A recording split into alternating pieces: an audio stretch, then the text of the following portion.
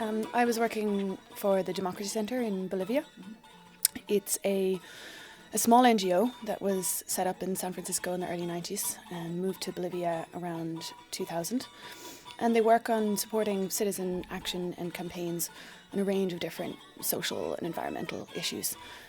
In particular, they worked on supporting a citizen campaign in Cochabamba, in the city where they're based in Bolivia, around water rights, where the World Bank had loaned money to Bolivia and asked them to privatize their water, and the citizens basically rose up and said no. So the centre was active in supporting that campaign, and since then they've been working on a range of issues similar to that, and especially now they're working on the issue of climate change. So the centre works in three areas: and citizen advocacy, climate and democracy, and corporate power. So I worked a little bit on each. So basically there were seven staff members, and I was treated as another staff member. I wasn't treated any different as an intern. So I worked with other people on their projects.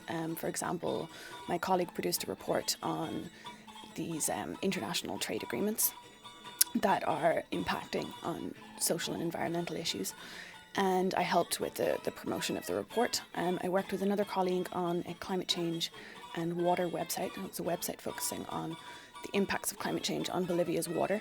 So I worked with her in producing a teaching guide for use in schools. And then my main project was around climate. This was a project that I was managing myself, looking at how Bolivian indigenous communities are using their traditional knowledge to adapt to climate change.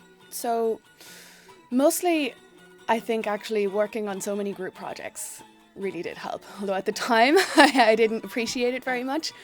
But in once I got into the work setting, everything was done in groups. Maybe the only difference was that in a work setting, one person would generally take the lead on a project and take responsibility for it being finished. And in college, we didn't have that so much.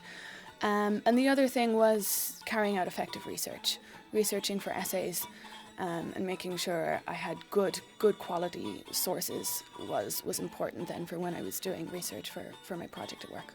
Knew I wanted to work on climate change, so that's why one of the reasons I went to work with the centre, and I still want to work on climate.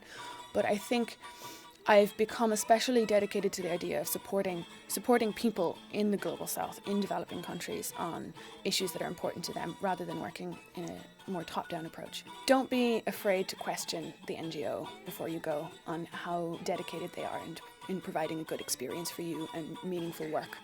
And if you're not having a good experience in your work placement when you're out there, don't be afraid to change, to look for another placement.